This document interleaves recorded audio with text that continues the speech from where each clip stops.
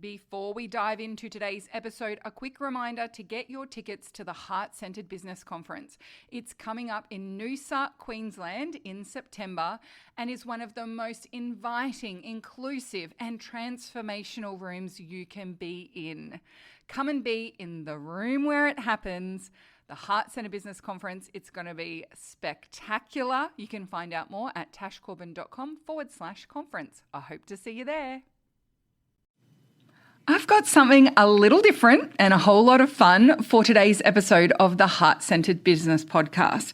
I want to share with you, in the last 15 years, all of the different businesses that I have almost started. Now, it's not just a self-indulgent journey through all of the great ideas I've had as a business owner, but actually I want to share all of this with you for some very important reasons, because as entrepreneurs, as creative thinkers, I bet that there are a lot of people who listen to this podcast who have had dozens and dozens of ideas for businesses over the years, even so far this year. And that doesn't mean that every single one of them requires action. And I want to let you know what I do when I have an idea for a business, why I do it that way, and also some of the key lessons I've learned along the way. So come on through this journey with me and let's talk about some of the businesses I hadn't actually started, but I almost got there.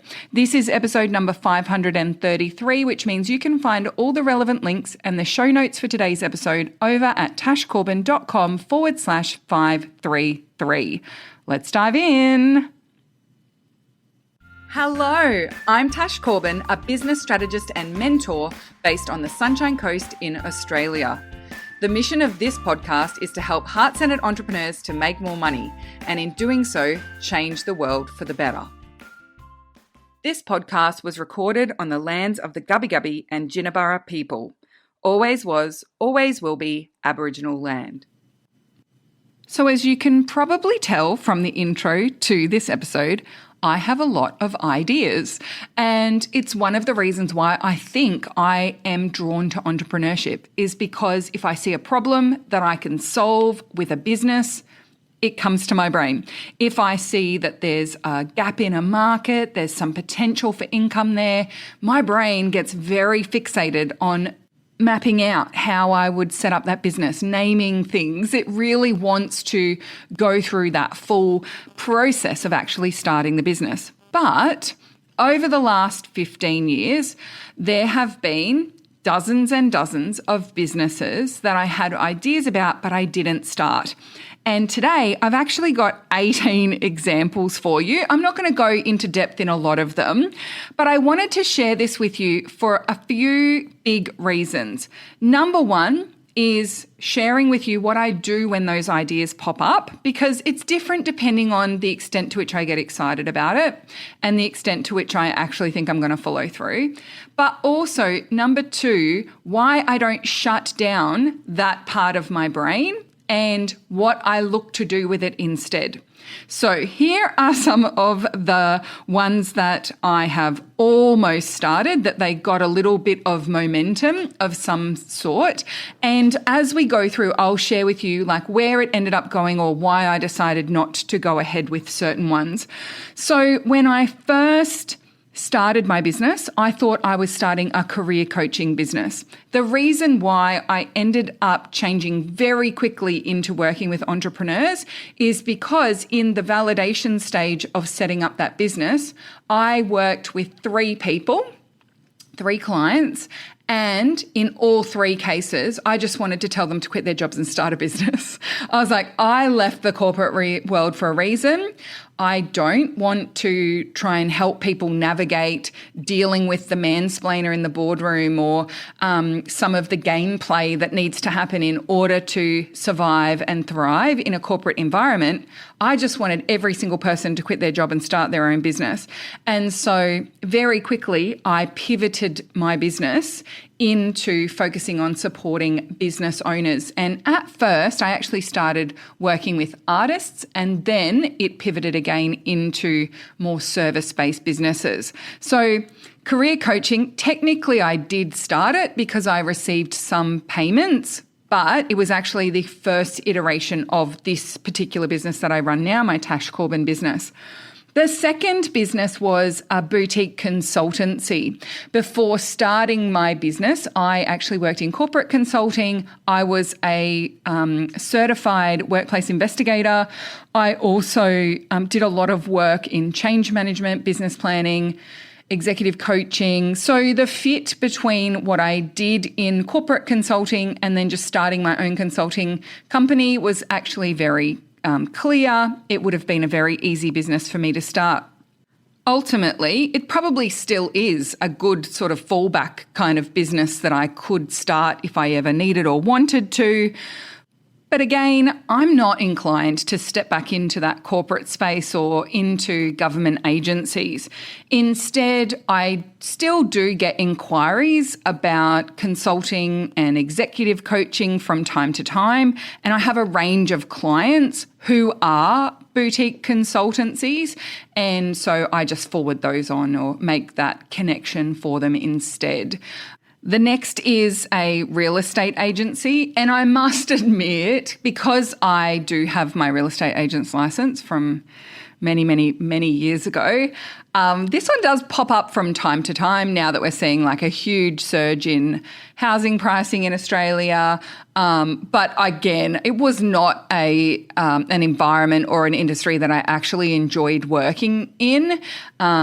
And often the reason why it nudges me again to start a real estate agency is more in response to some of the horrific ways that I see people treated by real estate agents, or the terrible job that real estate agencies do in managing properties or pitching properties for sale, and just some of the atrocious service that I hear about. It's often more along those lines of, there's just no good people in this industry. I need to start something.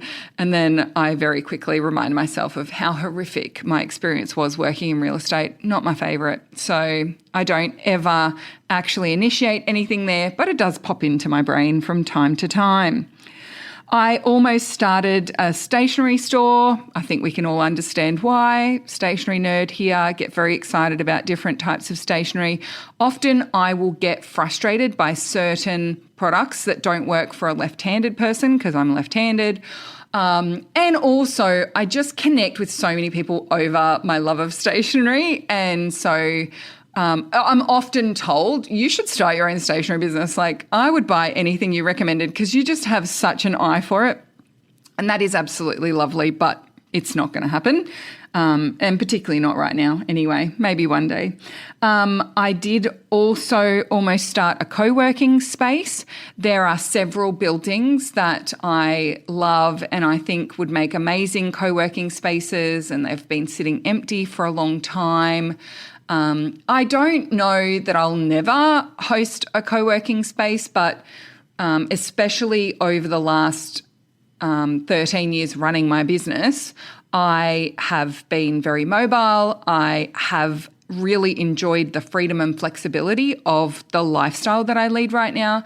I don't actually have a desire to be at a co-working space all of the time, so it would require the profit model having staffing and a bunch of other things in place, and it's all just a distraction from my core business. So at this point in time, no co-working space, but definitely know of lots of great properties. If anyone does want to start a co-working space on the Sunshine Coast, I can point you to some brilliant buildings. An events business, so having run the Heart Centre Business Conference, having built up some really brilliant processes and ways that we run and facilitate events, I have certainly had that idea pop into my head more than once that I could actually be the leader of or establish an events business and therefore get more event facilitation and events management work for some of the people that I love in the events space as well. But again, those things already exist. So I'm more likely to just refer people off than start anything of my own in that space. But I did think about it. I did almost do that one. Oh, yes. So many ideas, right? There is one that is still bubbling. And for anyone who's keeping count, this is up to number 7. And that is the Formula One corporate box event business. So I attended the Formula One in Melbourne in 2025 and in Singapore in 2025 as well. And both times were hosted by the same organisation. And my experience in those corporate boxes was not great. As a woman, as someone who actually really loves motorsport and in particular F1, what I realised was, and this is reflective of my experience in most corporate box sporting situations, and I've been in a few now over the years, not everyone is there for the actual sport itself. And there's a huge gender issue, especially in male-dominated sports like Formula One motorsports, but in a lot of different areas of sport as well. And so based on my experience in those 2 corporate boxes, I was like, right, I'm going to start my own and I'm going to have a women-centric Formula One corporate box kind of events business. And actually that one did progress to the point of I had a wait list. I actually had enough people wanting to buy tickets to be able to do it all. But due to the rising popularity of the Formula One, the corporate box spaces that I was going to be hiring ended up being sold off as ticketed, which would have increased my costs by 4-fold and therefore wouldn't have made it something that would be financially viable for me to run. And so that one is on the shelf for now. Thankfully, I don't know if it's good to celebrate this, but in 2026, the Melbourne Formula One actually didn't sell out their corporate ticketed spaces the way that they did the previous years. And so it looks like the opportunity to host a space may actually come up again. And so if that does come up again, that is something I may explore, but it's still an almost started business right now because it hasn't actually started just yet. Number 8, I almost started a virtual assistance agency when I was living in Bali. I was just meeting so many amazing people who had such amazing skills, and I had my choice of the most amazing VAs in the world as far as I was concerned. And I didn't have enough work to hire more than one. And I just thought, oh, wow, like I could definitely start an agency here and subcontract a bunch of virtual assistants and, give people access to highly qualified, highly skilled virtual assistants. In the end, the easier option was just tell people about the people that I had met, tell people about the people I couldn't hire because I didn't have the workload, and every single one of those virtual assistants still is working for someone that I referred them through to. So, I solved the problem without having to start a business to solve it. And ultimately, I think that that's a big one for me, is that sometimes you don't need to take a cut. Right? Yes, you could. Yes, there would be potentially some financial benefit there, but is it really worth the effort and energy and the pressure and the extra business and the extra admin and the extra everything in order to get your tiny little slice of the action? And for me, no, it wasn't. I would just rather refer people through to them directly, hire this person, don't hire this person. I'm not attached to it. I don't have any baseline numbers I need to be hitting. I'm not responsible for that relationship in any way. It's just cleaner. And so, I think that's a really big one that helps me to assess whether it is worth me exploring it a little further or not, is actually to look at, well, based on what that income level could be, how else might I generate that income from my existing business? And what is the opportunity cost of the time and energy it would take to start this other new thing compared to the workload and the income that I could generate from that workload being poured back into my existing business. And so definitely, again, with that VA agency, I'd mapped out all of the model. I'd mapped out the pricing structure and the packaging structure, the onboarding process. Like, I mapped out a bunch of things. And then I just gave all of those resources to the people who were hiring the VAs, to the VAs themselves. And I just did a big call out and said, hey, I've found some really amazing virtual assistants while I've been here. They have access to amazing training and resources and technology. There was like a co-working space where a lot of them had based themselves. And so is anyone looking for a VA? And I got like 30 or 40 inquiries, shared them all around, and just helped a bunch of people to grow their businesses. And like, it was a win-win on both sides. And I didn't need to take a cut of that pie. And it just feels really good to me that I still, to this day, know so many people I can refer people through to. And I'm just doing it because I want that service need to be met. And I know someone who can meet it really well. I don't need to take my cut. I don't need to take my share. The next one is a Facebook ads business. So in 2022, I was really getting into Facebook ads, and my partner Davey ended up doing some Facebook ads training courses alongside me, because I thought at some point maybe he might take over running all of my ads for me, and he was setting up a bunch of my ads at that point in time. I was very unwell in 2022, so I had very limited screen time and very limited capacity. I was really struggling to retain what I was learning in these courses. So I ended up enrolling Davey in all of them as well. And he was doing such a magnificent job of managing mine. And I thought, well, between the two of us, we could actually like get this off the ground. So I'd start an organisation that would set up and run people's ads for them. And I did a little bit of validation. He helped a couple of people. He did a really good job of doing that. But at the end of the day, it was like the time and energy and workload that was going into not just delivering those services, but also getting the clients.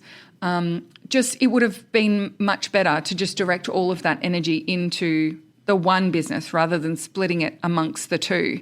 And so even though he did actually get a couple of clients from that work, I never started the business itself. He already had his webinar hosting business set up and services all set up. And so he took on a couple of clients at that point in time, helped them, got them all set up. Their ads got rocking, that they could be self-managed.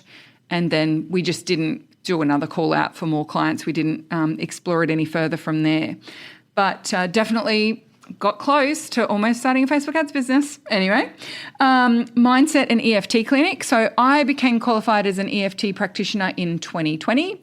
It was my COVID project, let's call it that. And it was just like a just for funsies kind of thing. Of course, my brain being in the process of learning a modality, seeing the possibility and all of the ways that I could help people with this, and being frustrated that a lot of EFT practitioners were just selling EFT sessions instead of bringing all of their genius to their work. I really wanted to role model what a great EFT practitioner business could look like. And ultimately, though, I had a bunch of clients who were EFT practitioners, and I was just like, I'm just going to pour all of this insight into them and help them become more established as practitioners themselves. And then again, I just have someone to refer people through to, and I don't actually need to have the business myself to demonstrate how it's done well. I've got so many EFT practitioners I've worked with over the years, and I absolutely love the modality so much. And I do love guiding people with EFT myself. I do it from time to time in client calls and in group program calls as well. I even in my Progress Art gym that I ran this year in May and June, I had some little videos that went into the Facebook group and into the community to walk people through setting up a good EFT script and the different ways that you can use EFT, especially when it comes to money, uncovering money blocks, and clearing out any of those self-sabotages that pop up. So didn't start that as its own business. I don't even really advertise a lot that I am a qualified practitioner. I just from time to time use it here and there, and it's incorporated into my own business. But whenever someone does want support with mindset in particular, or, they've got a big project that they want to get done and they can see that they're getting in their own way, I have a range of EFT practitioners that I refer through to based on what I think is going to be a good fit for them. Number 11, talent management. And this one, again, like the F1 business, I think it still could be a thing, mostly because in running the Heart Centre Business Conference, one of the most common things I get asked for referrals on is speaker recommendations. I would have over 100 requests a year from people saying, hey, I've got a conference, who would be a good speaker on this topic? Or do you know any speakers who can talk about this? Or have you got a speaker who's based in Melbourne because I'm running an event in Melbourne and I can't afford to pay a big travel fee? And so a few years ago, I realised that not only was I recommending a bunch of people for speaking gigs and helping event organisers find great speakers. As part of the process, I was often giving a lot of advice to the event organisers about finding and onboarding speakers and making sure they get the best out of them. And also, I was helping the people I was recommending as speakers with some advice on how to make sure that they focus in on a certain key takeaway for that particular audience. I would say to the speaker, hey, I've been asked to find a speaker on XYZ and I would really like to put you forward, but can we just have a quick chat about how you would present a workshop in this space, because I just want to make sure it is the right fit for what they're looking for, because I really value giving good recommendations. And also I could see that for some people, they were great speakers, but this would be their first time on a stage of that scale, or this would be their first time charging a speaker fee. They previously had only ever done it for free. And so I could see that a lot of what I was doing wasn't just referrals. It was actually really talent management, but also talent development and event support and event resources and tools. I was sharing a lot of the templates and tools that I had developed over the years running conference. And so I came up with this entire business model of how I would train people up to be better quality speakers on stage. And once they'd completed that process, they would then be a registered speaker with me. I would run events regularly, giving those people opportunities to be on stage. We'd do road shows and showcases and all sorts of stuff. And then also invite a lot of event organisers to come along to those events. I had this whole thing fully mapped out.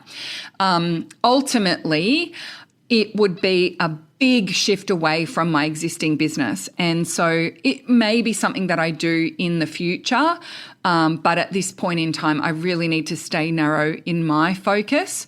I also think that a lot of the speaker training that I've done or that coaching and mentoring that I've done has translated really well into my work with my one-on-one clients, my work with people inside my programs, and particularly with the Heart-Centered CEO Circle now, starting to really get some momentum, link in show notes, tashcorbin.com/533, I can really see that there is probably space for me to do a lot of that with people inside the CEO circle, because that is what I would consider one of those CEO skills, one of those ways that people really can build their skill set, build their expertise, showcase themselves as a business owner as well. So I don't think that I will start another business, but there is already a lot of the stuff that I've done in that space has been poured into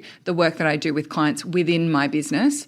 And to this day, still collecting names of potential speakers. So over in the show notes of the episode at tashcorbin.com/533, I'll include a link to where you can register as a speaker in my speaker network, because I have referred so many people through to be speakers for events all around the world. And big shout out, because we've got over 400 people on that register already. And there's a lot of you that I have recommended for speaking gigs and events. And and it's been so spectacular to see the way that has progressed for so many people. And also, if you are running events and looking for speakers, you're looking for guests in memberships, online spaces, anything along those lines, please do reach out and ask. It is something that I love to do because it's so tangible as well. Like, seeing photos of an event and the person who's up on stage speaking is the person that I recommend to be the speaker, and seeing the momentum that it builds for them. Oh, it just brings me so much joy. And, I am a connector. I am a network connector, which actually brings me to idea number 12 that almost took off. I almost did it, but it is still in my little toy box, something that I from time to time look at it and think, I could definitely do something like that, but not for today. And that is a networking franchise. So this was in the lead up to the Heart Centre Business Conference, the first one that I ever ran in 2017. I had a group of business friends that I had kind of collected from masterminds I'd run, masterminds I'd been in, people who were in that sort of six-figure plus business. And we just met up on Zoom calls every few weeks just for a little check-in and a chat. And they were actually, a lot of them were the ones who convinced me to even start the Heart Centre Business Conference. And they helped me with a lot of the logistics of getting that first one off the ground. And they were very vocal in telling me that I could monetize the Heart-Centered Soul-Driven Entrepreneurs Group far more effectively if I sold like a networking franchised business in a box kind of model to anyone who wanted to host meetups in the local areas. Because at that point in time, we had 50 to 60 active meetups around the world where people were at least once a month getting together and hosting something in their local area. And so, that does mean that people are almost like it's a subgroup of the Heart-Centered community, and people were hosting these meetup events. They had a ready-made audience of people who would come to them. It's almost like it was a free opportunity for them to have their own networking events, their own business events, and connect with potential clients, but also referrers, that sort of thing. And so in the lead up to that first conference, I actually had a friend and I workshopped through how might I create something that people could purchase as like a business model or a networking franchise that then tapped into that beautiful collective of the Heart-Centered community. The admin and paperwork and processes for starting a franchise are ridiculous, with good reason. A lot of franchise models are actually just a complete rip-off for poor franchisees. So, I understand why it's so regulated, and I think it's all with good reason. And then just the spreading myself so thin, the workload, the return on investment, the return on the time and energy and effort, there was just no way I could make the math on it. Ultimately, for example, if I was to sell off the Sydney pocket and it was $10,000 for someone to buy it, it would take 20 hours of one-on-one coaching with the person who bought it to actually help them get it established, get their marketing strategies set up, all of those sorts of things. And at that point in time, I was already charging $1,500 an hour for one-on-one coaching. And so the math just did not math on it. And I also think it would just take away that gorgeous organicness of what actually ended up happening with the heart-centered community. And I just had far more important things to focus on and still do. So that one didn't get off the ground. I did also consider having a co-working space that was an online version that was a facilitated co-working network. That was also something that went into the toy box. So a bit like Facebook, a Facebook group, but it had little rooms you could go in to do co-working. Hilariously, about 6 months after I put that idea into my toy box, there was literally an entire technological platform launched that did exactly the thing that I said I was going to do and wanted to create, and it had the same monetization model. It had the same sort of format. There wasn't as much in the making sure you're in the right rooms with the right people. It wasn't as facilitated as I probably would have done it, but it was so funny because I was like, oh my gosh, that idea went and blessed someone else, and that's totally fine because there was no way I was actually going to take action on that one. I also, in the last couple of years, have workshopped out with a tech specifications person, starting my own social media platform. Definitely not doing that. Let's move on. A content development service. Definitely wish that I could write everyone else's content and like suck it out of them and help them see how genius they are. I think the biggest barrier between some of my favorite business owners and them having content that reflects why I love them so much is literally they just need the right person to extract it out of them. And they need the right person saying to them, this is amazing. You should say that a lot. This is great content. You should get that out there. And for anyone who's done one-on-one sessions with me where we have touched on content, you've probably heard me say those words to you. Oh my gosh, that would be amazing content. You should share something about that. You should make a video about that. You should do that. You should do that. You should do that. And so I definitely have more than once pulled this idea out of my toy box as well of actually having that as a particular offer and training up other people to do that same thing for people, but having that follow-up and feedback loop of, okay, these are the 16 videos we mapped out. How many of them have you created? Let's get them scheduled. You know, just having that accountability and someone to help deal with any of the technical issues along the way, or, you know, dealing with the mindsets, doubts, or whatever might be coming up for people.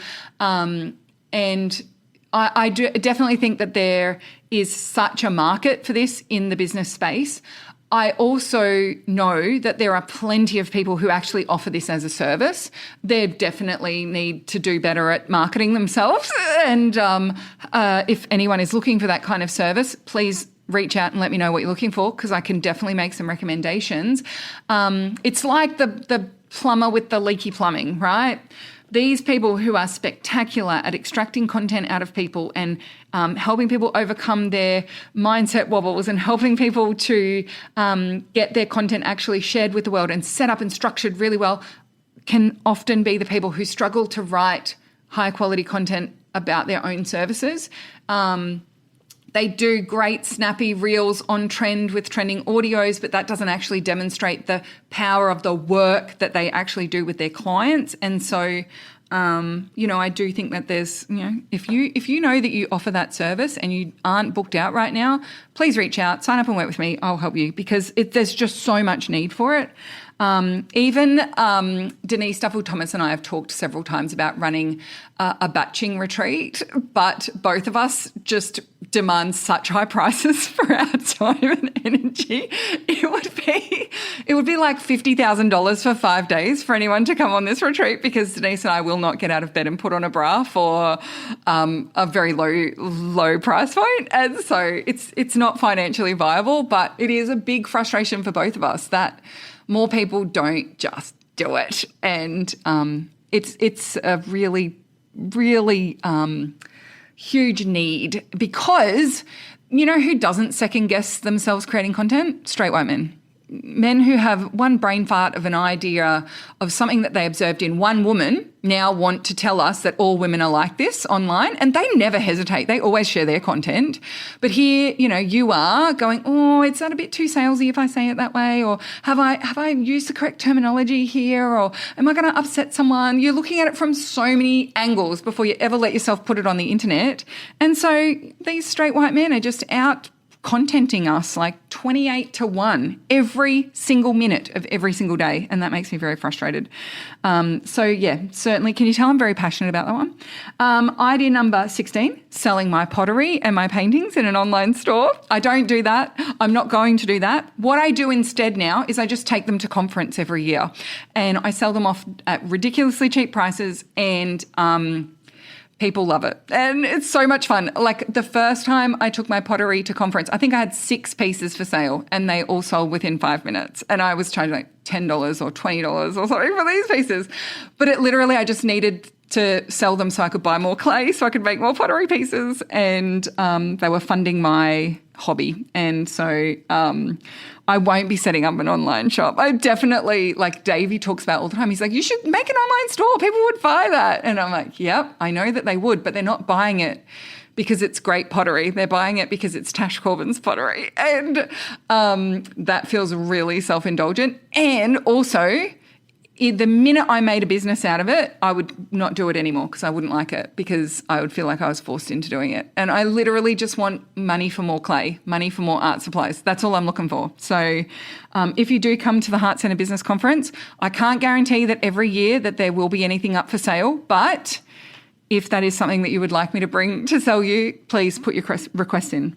The number 17, a craft cooperative. So I have this medical building, this old medical building that's near where I live. So it's got a bunch of little rooms, like the doctor's rooms, and then it's got this huge big waiting area, and then it's got this huge big storeroom. And the storeroom is lined with what can only be described as the perfect shelves for craft supplies. And it recently just sold, but we moved here in March of 2025, and from then until now it has been sitting for sale, empty, unsold, and it's only just recently sold, so hopefully someone put something else in there. But I was like, oh my gosh, I could make it so that like the doctor's rooms, those little rooms, could be offices, so people could go and get their work done. They could host their Zoom calls and they could record their podcasts or whatever. We could have them all soundproofed. It would be amazing. So it's sort of like a co-working space, but all of the shared spaces are very craft and arts oriented. And so it's like, come out to the shared space. Yeah, sure. You can sit in the shared space and work on your laptop if you want. But wouldn't you rather crochet something beautiful and colourful?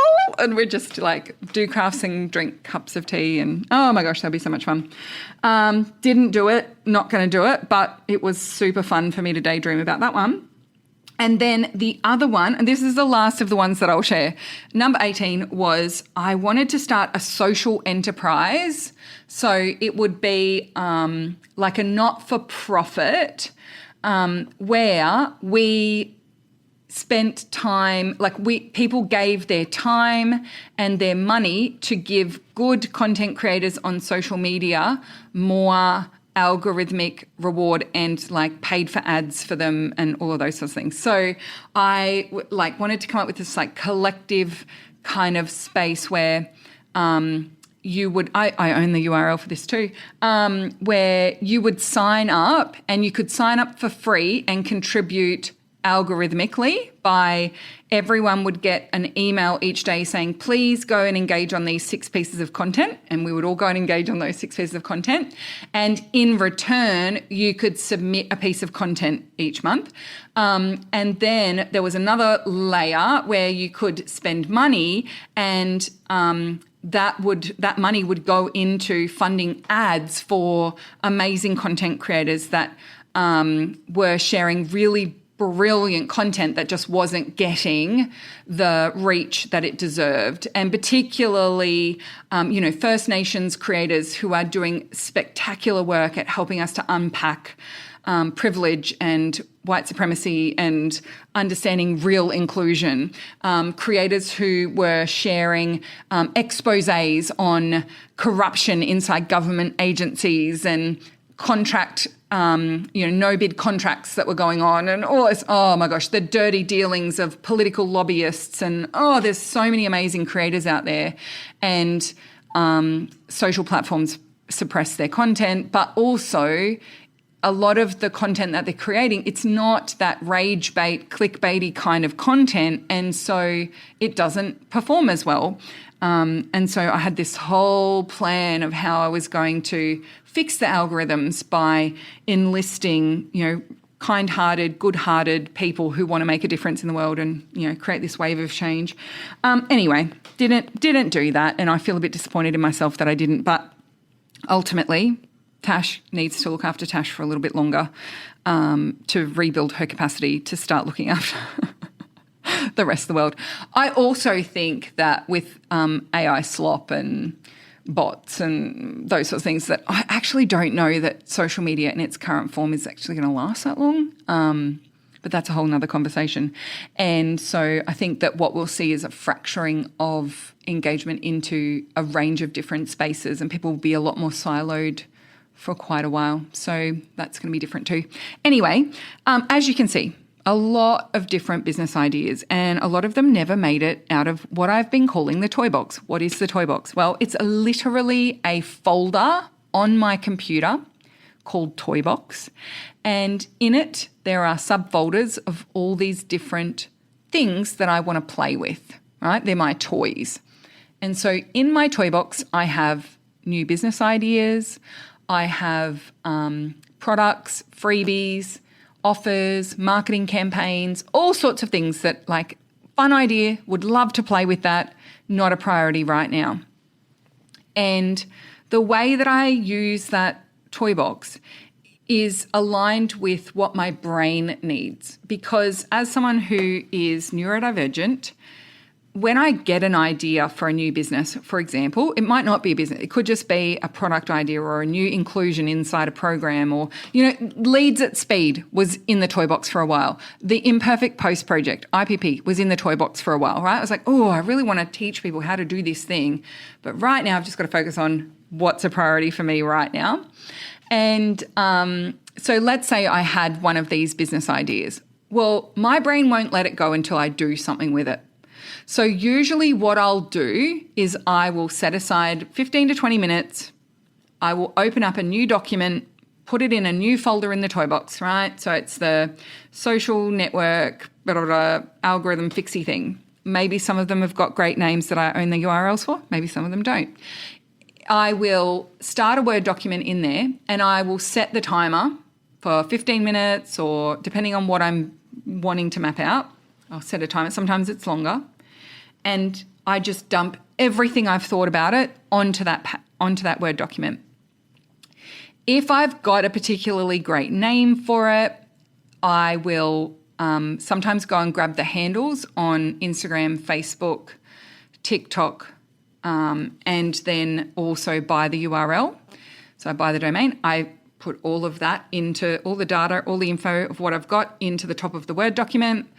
And that is enough for my brain to give it up, right? It's like I've captured enough of that information and enough of that idea that now I'm not ruminating on it. It's not interfering with my day. It's not interfering with me trying to get to sleep at night. I've given it that time and space. And so I'll just save all of that in the toy box. And then most days, because I give myself 3 to 4 things to do per day, and it's very doable in the morning. Most days I'll end up with a little bit of time at the end of the day to do something extra that I want to do for my business, something else that I want to do for my business. This afternoon, this is what I'm doing. I'm recording a podcast. And some afternoons I will pull something out the toy box and play with it. And so every now and then I will go into the toy box. I'll just have a little scroll through all of those things in there. I think, well, what's something I want to play with today? And I will pull that out. I will work it up a little bit more. I might start crafting a business case for it, or I might look at how I could integrate it into something existing. So with Leads at Speed, I was like, this is what the Takeoff students need. I'm going to put this as a bonus event inside the Takeoff program. I'm going to run it as a live event. We're going to do this Leads at Speed and everyone's going to get a bunch of leads, and then it can live in the bonuses of the Takeoff program. And that's where it goes. And so that was in a toy box afternoon, was how I went from, I've got this idea for like this 6-step process to generate a ton of leads in a very short period of time. I'll just put it in the toy box, to then having pulled it out of the toy box, developed it up further, realizing who needs it. It's Takeoff students. How would I do that within Takeoff? Live event, and then store it in there as a bonus. And also, like, even then, like, what parts of what I'm teaching need to come over onto the podcast as well. Because I don't just gatekeep everything inside the Takeoff program. Some of those key ideas, key concepts in short bite-sized chunks can make really brilliant podcast episodes that are going to help a lot of people. So often when I am playing with something in the toy box, it does end up having a range of different spaces in my business where it ends up going. And so that's how it happens, is it gets pulled out of the toy box and I play with it and I craft it up a little bit more. I develop it a little further.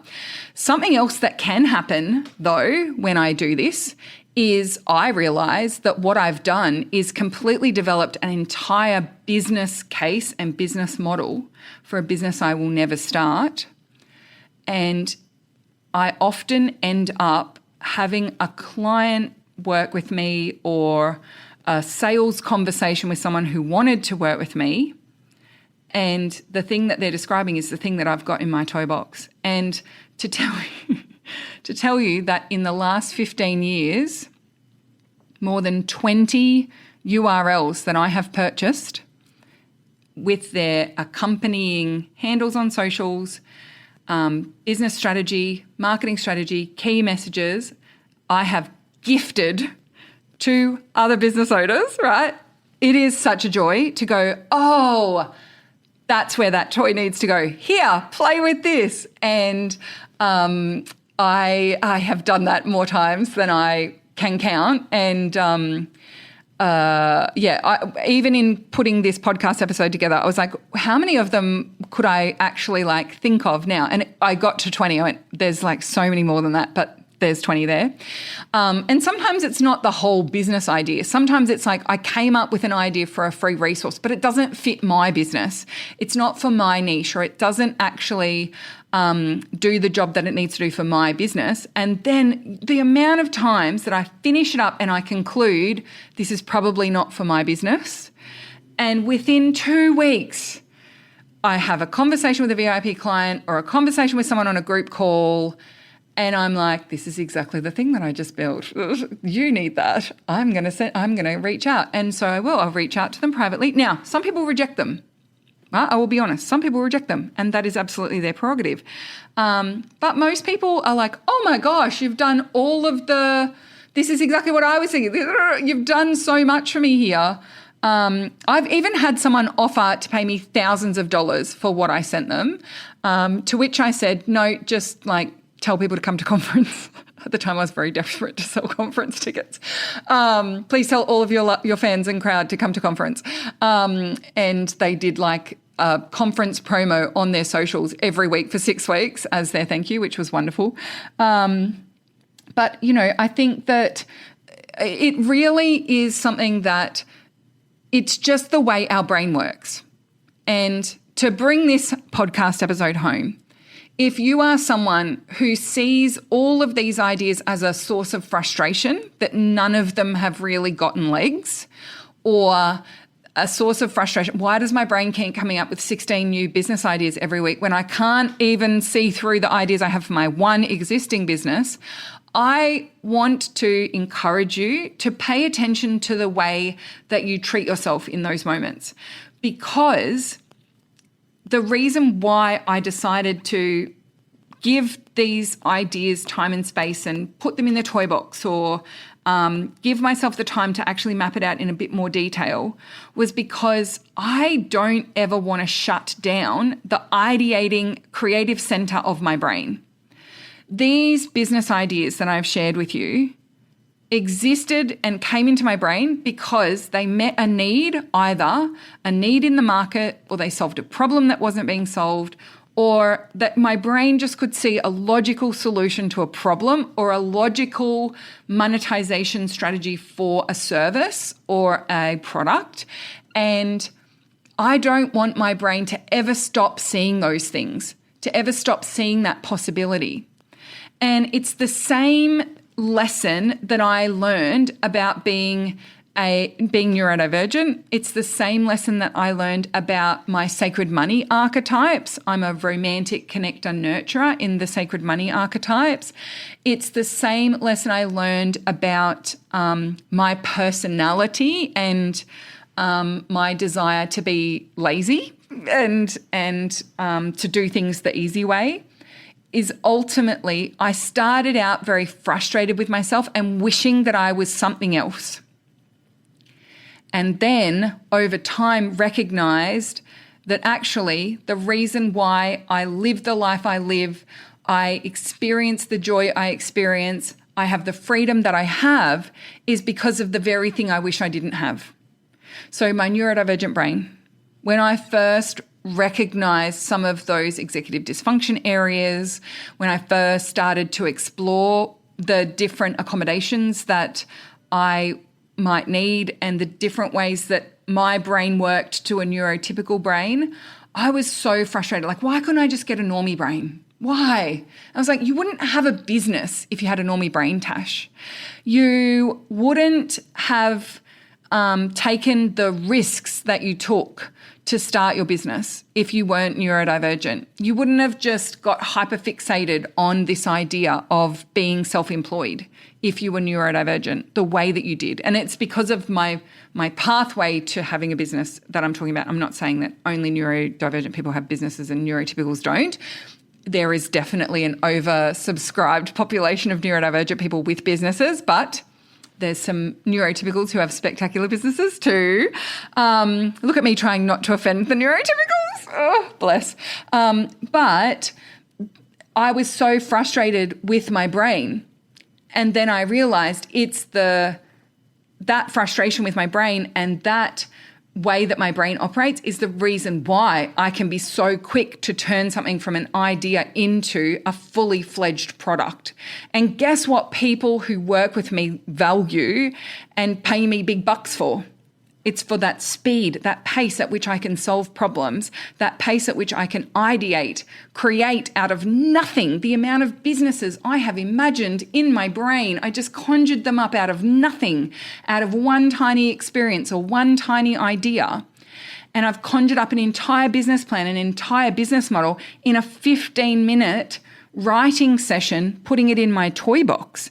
And actually, for me, in my business in particular, that's a good skill to keep practicing for my clients. When people book a 90-minute one-on-one session with me, more than half of them, we end early because we've done so much, we've solved so many problems, and we've come up with so many strategies in the first 45 minutes or in the first hour that I say, we don't need the rest of this time, that we're just going to yap around in circles now. Let's cut this session off here and we'll come back and we'll finish it another time because you've got homework. And it's so funny, like seeing the relief in someone's face, like, oh my gosh, I had no idea we were going to get this far this quickly. Oh, we've solved everything. And that's a superpower, right? That's such a skill. But it happens to me over and over again. My laziness is your efficiency, right? But when I first really paid attention to my desire to be lazy and to my love of a shortcut, I was really frustrated. Like, why am I so lazy? And a lot of that, like labeling lazy as bad, actually just came down to perception because laziness as a child was perceived as like a moral failure. And laziness and a focus on efficiency, let's call it, in the workplace was rewarded with more work. If I got stuff done quickly at work and then was just sitting about, I would get more work. If I was efficient at work, my hard work would be rewarded with more work. So I became very good at masking and making myself look busy at work, because I also have a high justice drive. And so it felt unfair that I was doing 6 times the workload of old mate Steve, who sat next to me. And whenever my boss needed something great done, needed something done quickly, who did they give it to? They gave it to me. They didn't give it to Steve, despite the fact that I'd outperformed Steve by 9 a.m. most days. And so there was a lot of reconciling I had to do around the way that I had been treated when I was efficient, when I was fast, when I was speedy. At school, I was the source of a lot of consternation and eye rolling for my teachers because I finished too quickly. I understood concepts too quickly. They had to catch everyone else up. I even remember my teachers created this like race around the world kind of, once you finished your work, you can go and do, it was like Where in the World is Carmen Sandiego, but like in like physical form, you got a passport. It was the most spectacular thing. I'm so, so grateful for their crafting abilities and what they did. But they had created like the first 10 leaps. And I did the first 10 leaps on the first day. And so I remember I had two teachers. We had like a grade 6, 7 composite class. And so we had 2 teachers for 2 sort of classes, but they switched and swapped out things. And I remember distinctly hearing my 2 teachers whinging about me over a cigarette outside the school fence, going, "Can you believe that Natasha has done the whole thing? I'm going to be up till midnight tonight making more countries for her to go and jump to. She's too fast." And I was like, whoa, like they hated me, right? Because I was too fast. So those things that frustrate me about all this, too many ideas, too many things, too many problems that I can see and solve, too many business ideas. I own too many URLs, right? Actually, no. The reason why I'm so good at my work is the exact same reason as to why I come up with all these business ideas. So, takeaways from this episode. Number 1, if any of those business ideas were very exciting to you and align with your existing business, go for it. I'm not going to be upset at you, I promise. Number 2, if you also are a multiple business ideas collector, give yourself the gift of a way of doing something with that information. Number 3, not every business idea requires an entirely new business. Sometimes that business idea belongs with someone else, but a lot of the time it actually ends up being a product idea. And if you actually just made it a free piece of content or a free resource, it would do a very good job of expanding your audience, of nurturing your existing audience, of generating leads for the core business, the core services that you offer. Not every genius idea needs a price tag. You don't always need to get a cut of the pie. You don't always need to charge for something for people to value it. And so one of the final takeaways that I have from this episode for you is I want to let you know that one of the things I also recognize when my brain is in overdrive of coming up with new ideas is that it's doing it because it's craving something. It's craving innovation, creativity. It's craving time in ideation mode. Creating a business is so fun, right? New ideas are fun. And if I'm really honest with myself, it happens a lot when my day-to-day in my own business is a bit boring. It's a bit drudgery. And so if I can tap into that creativity in my marketing, I meet my brain's need for newness and innovation and problem solving and ideation and all those fun things. My brain isn't busily crafting new business ideas on the side. Instead, I'm directing that energy to something that's really useful for my existing business. So if that hits home for you as well, I would definitely recommend that you direct your creative juices, your ingenuity, your ideation into the marketing and content strategy of your business.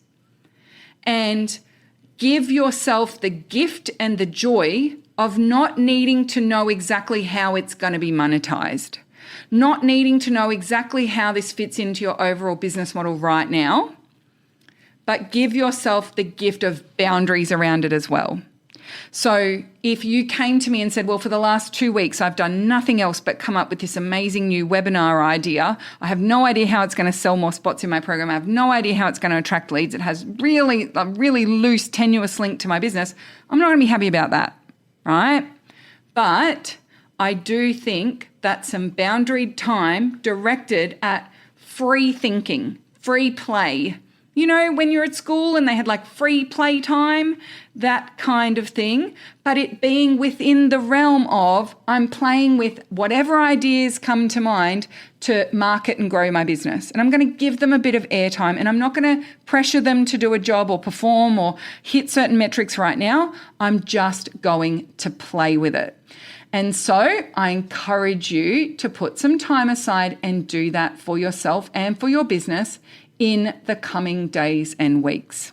Now, do make sure that you come over to the show notes of today's episode at tashcorbin.com/533 because I will have a link to register as a speaker or update your speaker profile in my speakers register. But I will also have there a link over to the Heart-Centered CEO Circle if you haven't heard about that just yet. Thank you so much for joining me today. Until next time, I cannot wait to see you shine. Big love from me and bye for now.